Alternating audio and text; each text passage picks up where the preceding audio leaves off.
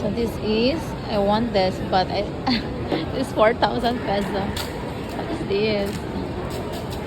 It's a pineapple. Oh my gosh, I love this.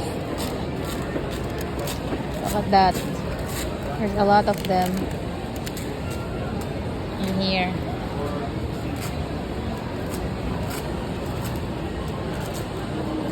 It's from Bangkok. This art plants from Bangkok. And this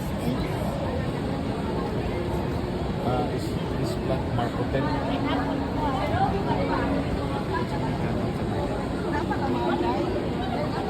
It means from the branch pa, you rub in soil and make it good market.